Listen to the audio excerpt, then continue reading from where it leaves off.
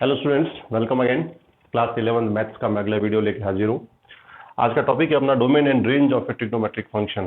Previous video में हमने एएसटीसी rule के अकॉर्डिंग जो ट्रिग्नोमेट्रिक फंक्शंस थे उनके चारों क्वाड्रेंट में वैल्यू किस तरह से प्लस माइनस में चेंजेस होती रहती है उसकी स्टडी की थी। आज उसी टॉपिक से हम दो नई टर्म इंट्रोड्यूस करेंगे, डोमेन एंड रेंज। है वही टॉपिक, उसको अपन एनालिसिस करेंगे और पता करेंगे कि किसी भी ट्रिग्नोमेट्रिक फंक्शन की डोमेन और रेंज किस तरह से डिफाइन होती है। इसके लिए मैं पहला फंक्शन सपोज करता हूं, trigonometric function y equals to sine x, यानी पहला जो ट्रिग्नोमेट्रिक रेशियो साइन है वो लिया। इसके लिए y equals to sine x से अपन समझते हैं। एक बार आपके लिए वापस एएसटीसी रूल को वापस इंट्रोड्यूस करूं। इस तरह से आपने पूरे जो स्पेस है उसको चार क्वाड्रेंट में डिवाइड किया था। फर्स्ट स्पेस के लिए आपने ए यानी ऑल पॉजिटिव, सेकंड के लिए एस यानी साइन और कॉसेक पॉजिटिव, और टी के लिए टेन और कॉट पॉजिटिव, और लास्ट में सी यानी कॉस और सेक पॉजिटिव। ये आपका एएसटीसी रूल था। आपको याद होगा प्रीवियस वीडियो में पढ़ा भी था हमने कि यहाँ पर जो एंगल रोटेट होता है वो एंटी क्लॉक एंगल जो होता है वो पॉजिटिव होता है, और क्लॉकवाइज जो एंगल रोटेट होता है वो नेगेटिव एंगल होता है। ये सारी चीजें आपको पता है। साथ ही साथ एक और स्टडी किया था हमने कि जो हॉरिजॉन्टल लाइन है वो 0 डिग्री और 180 डिग्री और इसके मल्टीपल में यानी 360 इस तरह से चलती रहेगी। इसको बोलते हैं नो चेंजर लाइन। ये नो चेंजर है। और जो वर्टिकल लाइन है ये 90 के मल्टीपल में 90 डिग्री और नीचे देखिए आप 270 डिग्री, ये लाइन होती है चेंजर लाइन।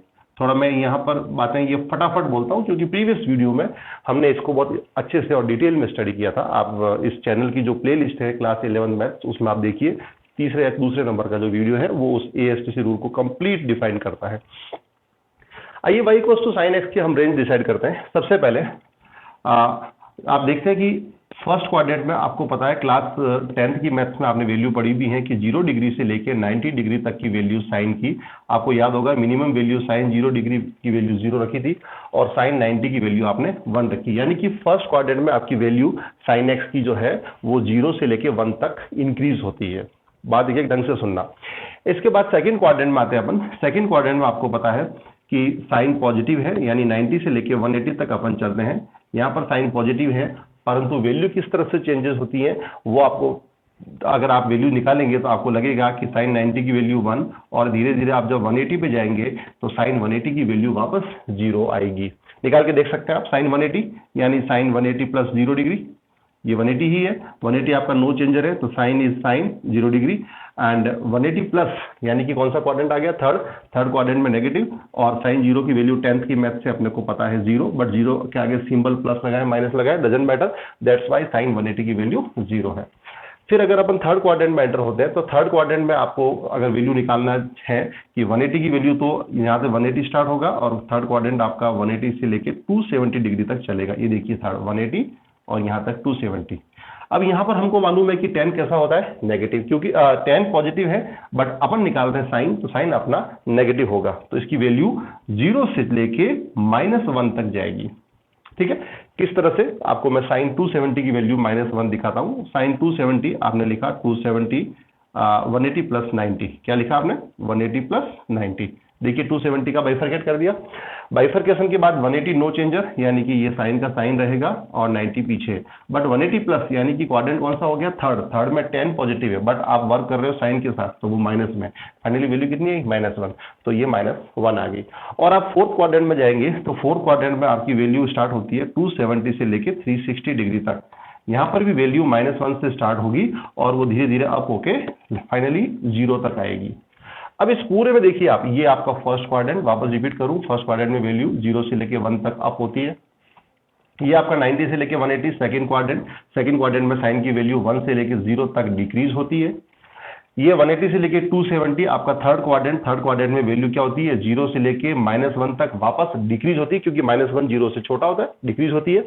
और ये 270 से लेके 360 यानी फोर्थ क्वाड्रेंट में वैल्यू आपकी -1 से लेके 0 तक इंक्रीज होती है, क्योंकि -1 स्मॉलर है, 0 उससे बड़ा है। तो आपने देखा एक कंप्लीट रोटेशन, यानी कि रे यहां से स्टार्ट हुई और घूम के वापस यहां तक आई, तो साइन की वैल्यू मिनिमम कितनी है, अगर मैं आपको पूछूं कि कम से कम कितनी एक्वायर करी, तो आप बोलेंगे -1, क्योंकि -1 से छोटी कोई भी वैल्यू नहीं है। 0 बीच में मीडिएटर है, बिल्कुल मिडल में है। और आपको कहूं कि मैक्सिमम वैल्यू कितनी एक्वायर की, तो आपका आंसर होगा +1, यानी कि साइन एक्स की जो वैल्यू थी वो साइन एक्स की वैल्यू आपकी -1 से तो बड़ी थी और वो +1 से छोटी थी।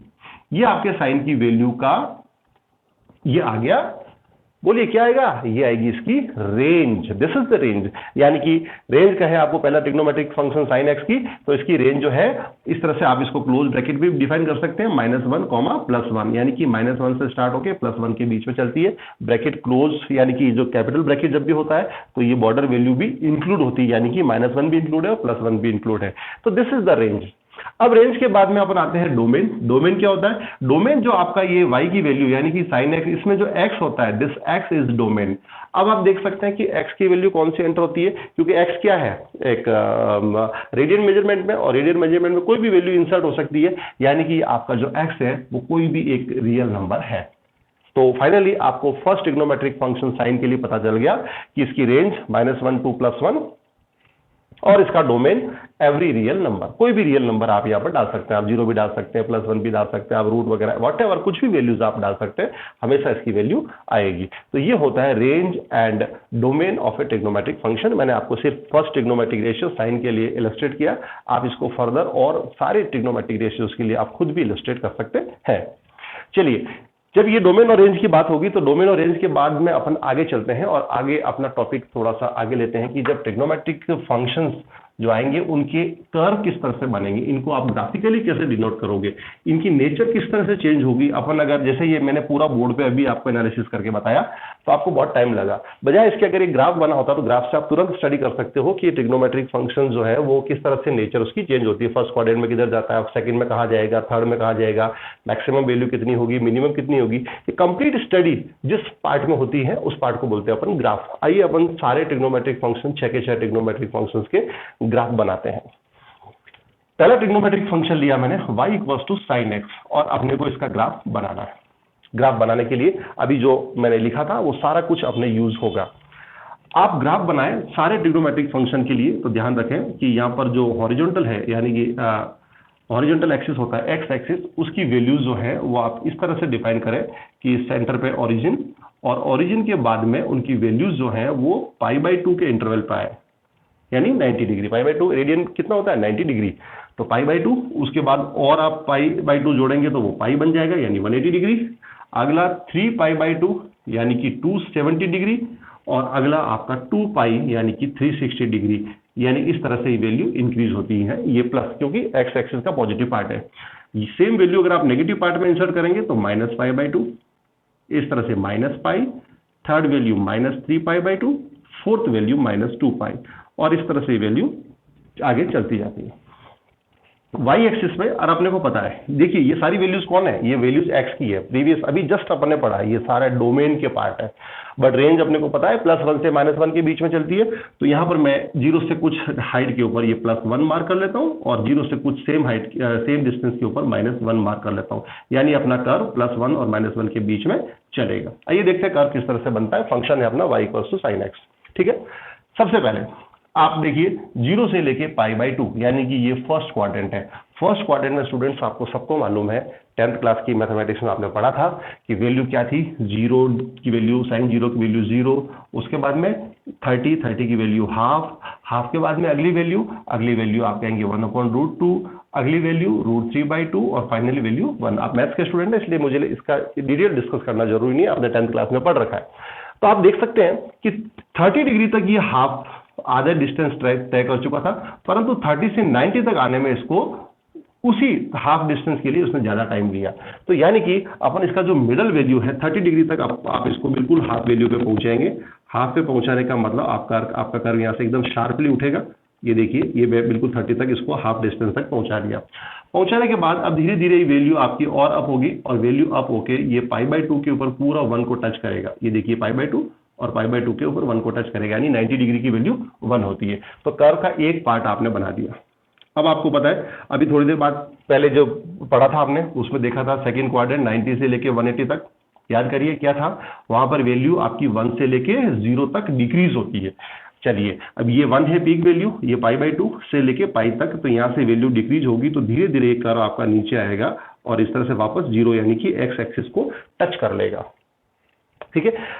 उसी इलस्ट्रेशन में अपन ने थर्ड क्वाड्रेंट पढ़ा था 180 से लेके 270, यानी कि थर्ड क्वाड्रेंट में आपकी वैल्यू 0 से लेके -1 तक डिक्रीज हो रही थी। तो यहाँ से बच्चों आपको नीचे जाना पड़ेगा। 3π/2 की वैल्यू ये है, यहाँ पर आपको -1 को टच करना है। पहले ही मार्क कर लूँ, तो यहाँ से आप अपना कर्व को इस तरह से टर्न करेंगे कि वो यहाँ टच हो जाए। और फाइनली फोर्थ क्वाड्रेंट जो कि 270 से लेके 360 डिग्री तक, याद है स्टूडेंट्स आपने पढ़ा था -1 से इंक्रीज होते होते वो 0 तक आएगी। तो यहां से आपकी वैल्यू यहां से टर्न करके आप इसको 0 तक पहुंचाएंगे, ये यानी कि 2π के ऊपर वापस आप एक्स एक्सिस को टच करेंगे। एक कंप्लीट साइकिल बन गया। अब इसको आप जब नेगेटिव पार्ट में बढ़ाएंगे तो अब आपको कंटिन्यूटी समझ में आ गई। यहां से आप समझ सकते हैं कि पहली वैल्यू जो होगी -π/2 पे वो यहां पर आएगा, यानी यहां से नेगेटिव पार्ट में आएगा, फिर वापस -π पे 0 को टच कर जाएगा, एक्स एक्सिस को टच कर जाएगा, -3π/2 पे वो 1 को टच करेगा, यानी उस हाइट, ये 1 वाली हाइट है, उसके बराबर आ जाएगा। और उसके बाद